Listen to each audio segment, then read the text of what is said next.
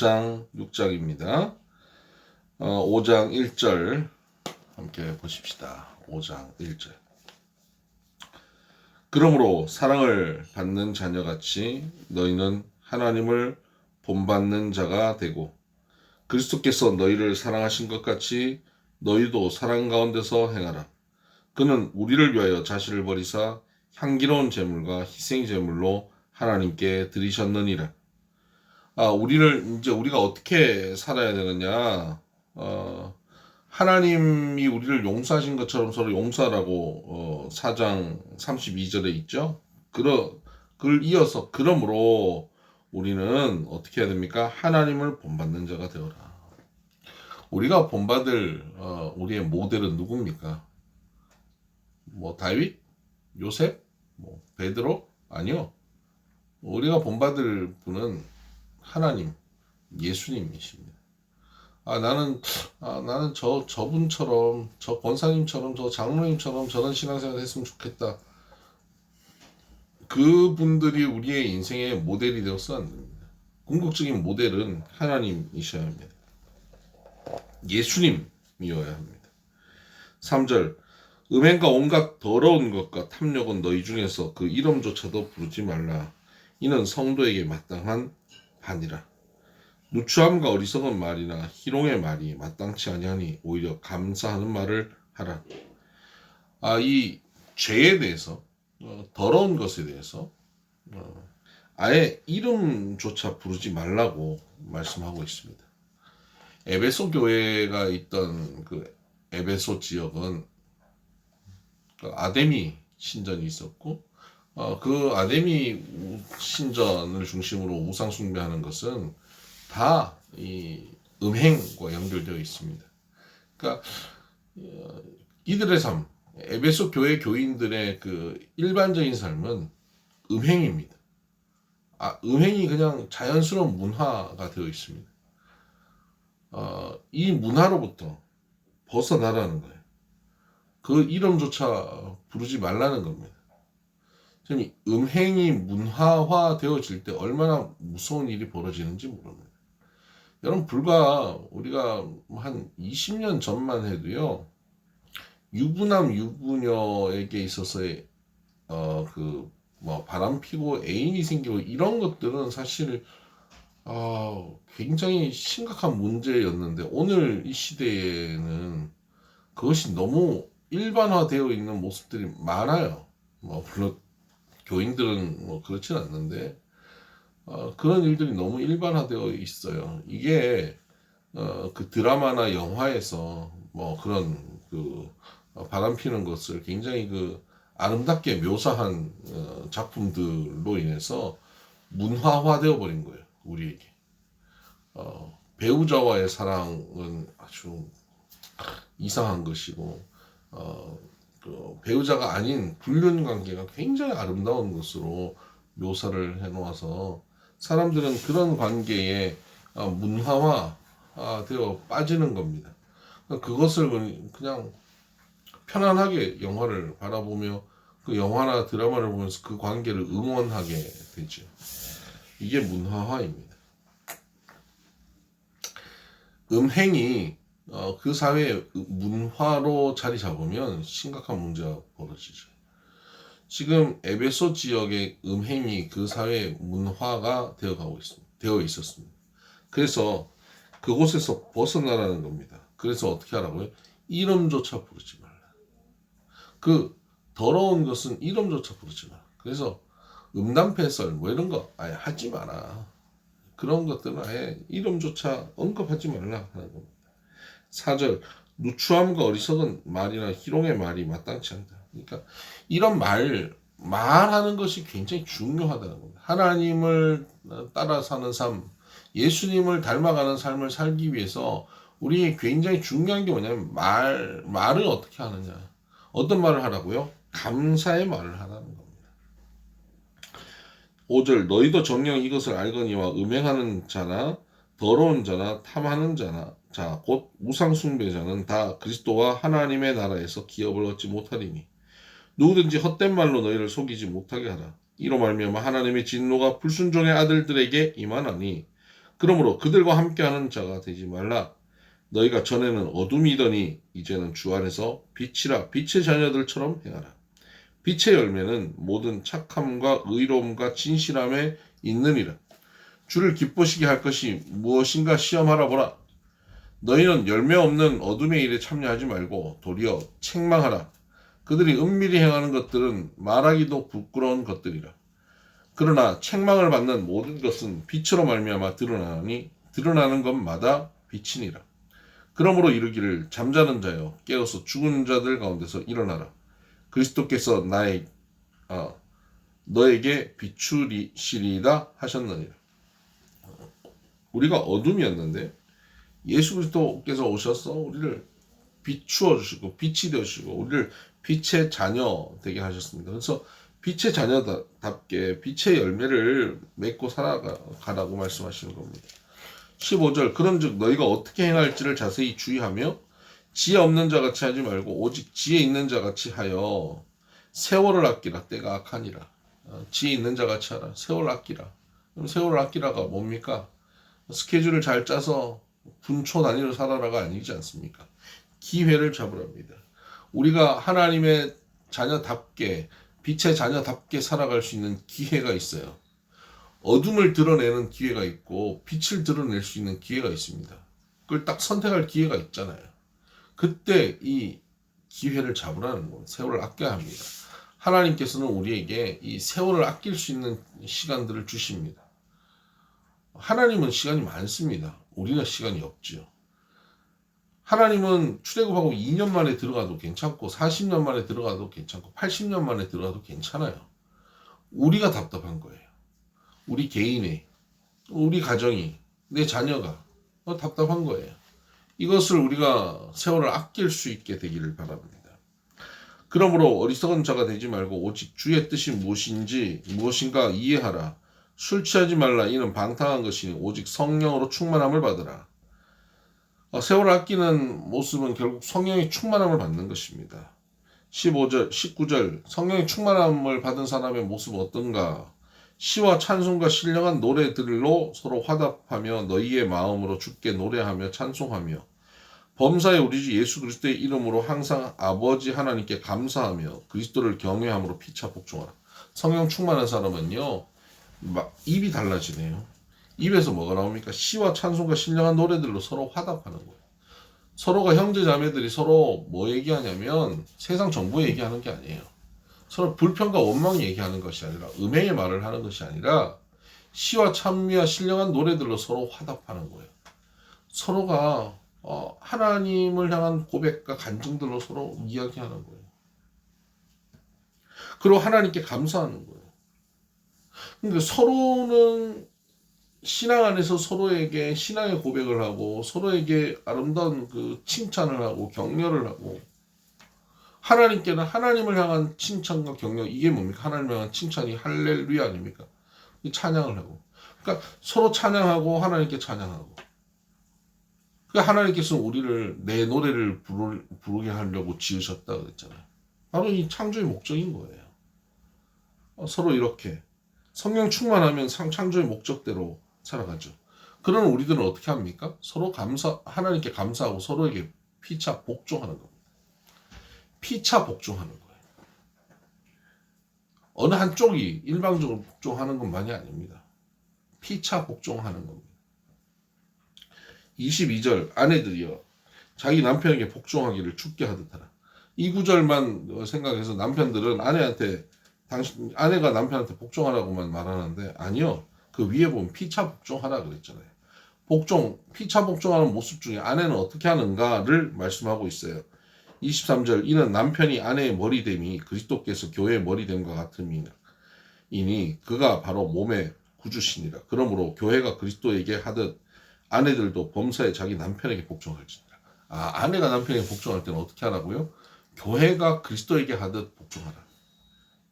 남편은 어떻게 합니까? 25절 남편들아 아내 사랑하기를 그리스도께서 교회를 사랑하시고 그 교회를 위하여 자신을 주신 같이 하라.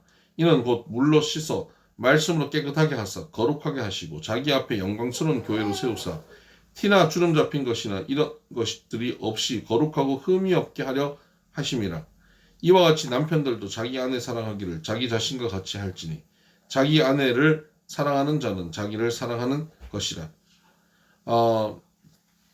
남편은 어떻게 아내에게 복종하냐?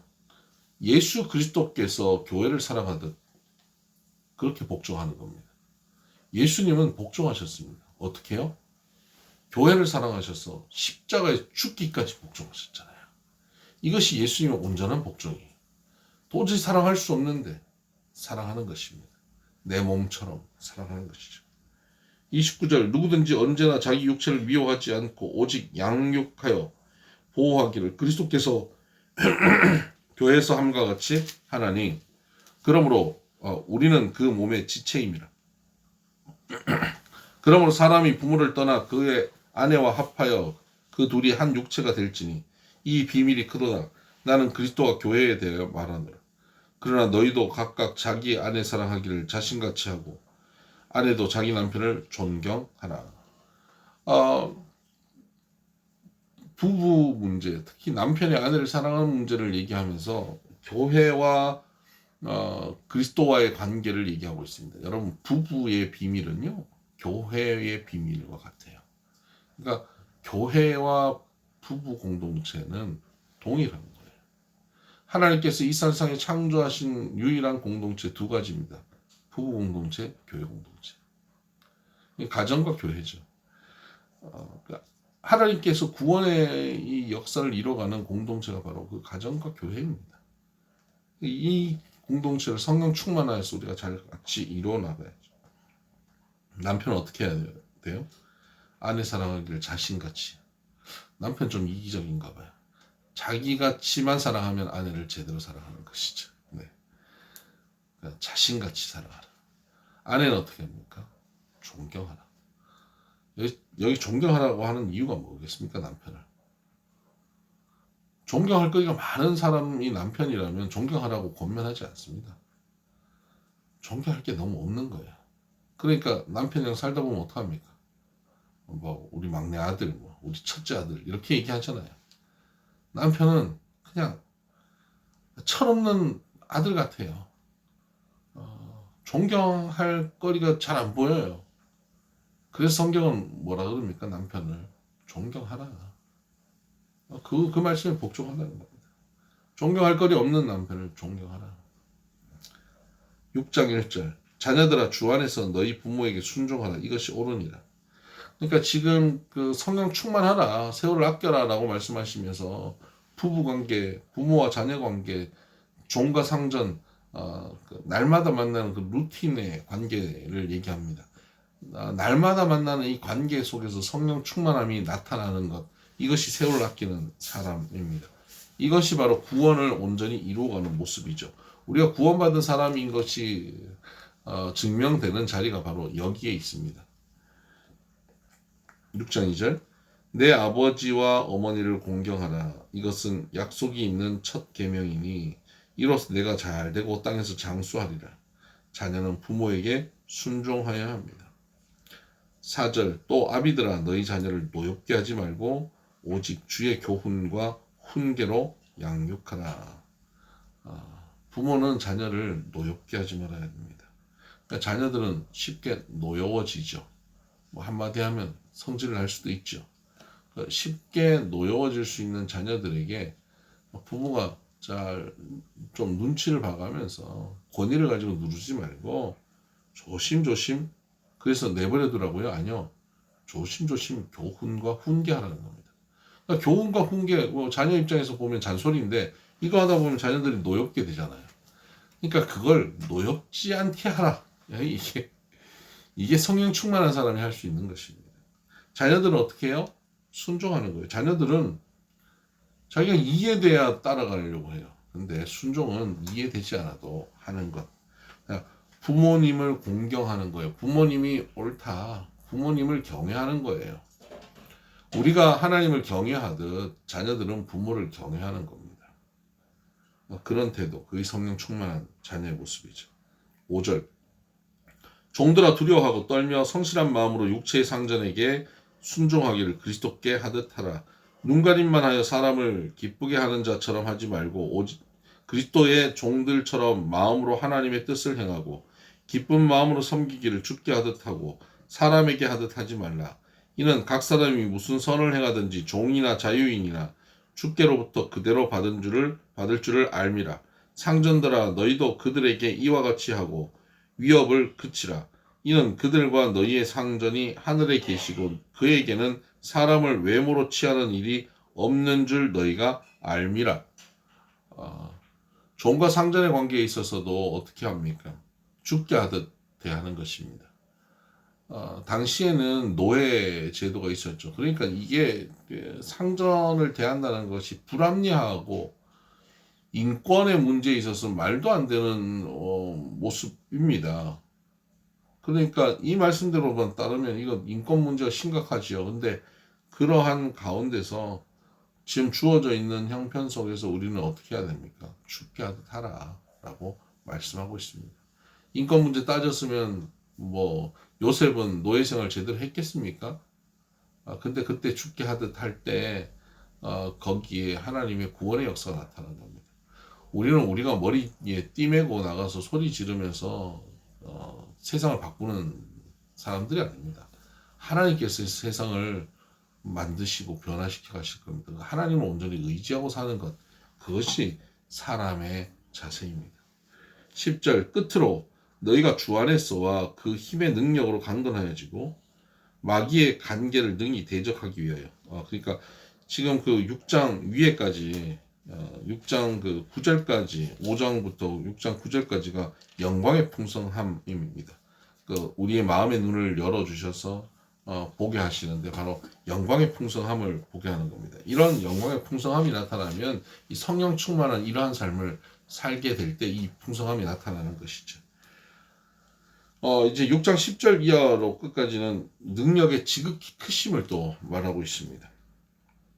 끝으로 너희가 주 안에서 그의 힘의 능력으로 강건하여지고 마귀의 간계를 능히 대적하기 위하여 하나님의 전신갑주를 입으라. 우리의 씨름은 혈과 육을 상대하는 것이 아니요 통치자들과 권세자들과 이 어둠의 세상 주관자들과 하늘에 있는 악의 영들을 상대함이라. 그러므로 하나님의 전신갑주를 취하라. 이는 악한 날에 너희가 능히 대적하고 모든 일을 행한 후에 서기 위함이라. 그런즉 서서 진리로 너희 허리띠를 띠고 의의 호심경을 붙이고 평안의 복음이 준비한 것으로 신을 신고 모든 것 위에 믿음의 방패를 가지고 이로써 능히 악한 자의 모든 불알사를 소멸하고 구원의 투구와 성령의 검 곧 하나님의 말씀을 가지라. 지금 그 영적 전쟁에 있어서 우리는 뭘 해야 되냐? 전신갑주를 입어야 된다는 것이죠.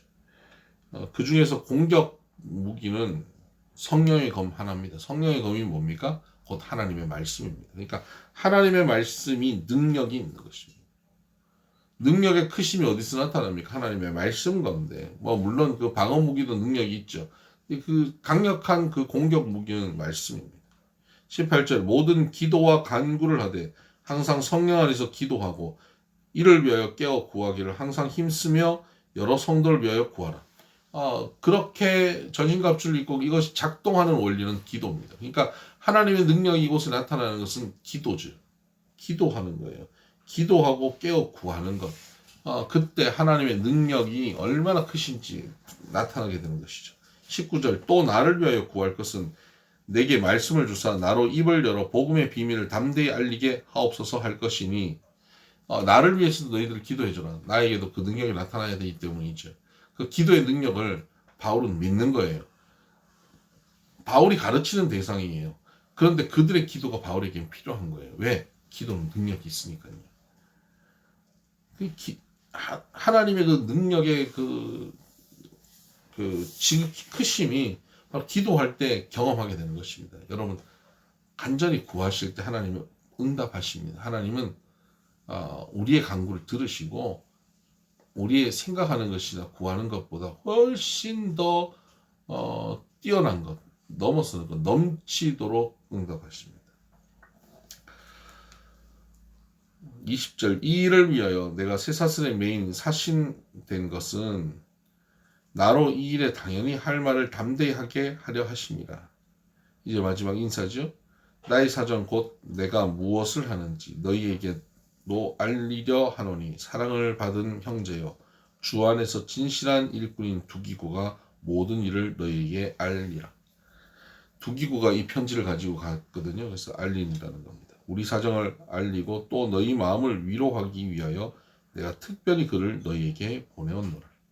아버지 하나님과 주 예수 그리스도께로부터 평안과 믿음을 겸한 사랑이 형제들에게 있을지어다. 우리 주 예수 그리스도를 변함없이 사랑하는 모든 자에게 은혜가 있을지어다. 아멘. 두기고처럼 바울도 신뢰하고 에베소 교인들도 신뢰할 수 있는, 그래서 이 소식을 제대로 전하고 그들에게 평안을 나눌 수 있는 사람, 믿고 일을 맡길 수 있는 두기고 같은 사람, 참 아름답지 않습니까? 우리가 이렇게 믿고 일을 맡길 만한 양쪽에 모두 신뢰를 받을 수 있는 그런 두기고 같은 사람 되어졌으면 좋겠다 싶습니다. 네, 오늘도 주님의 말씀 가운데 승리하는 하루 되십시다. 샬롬.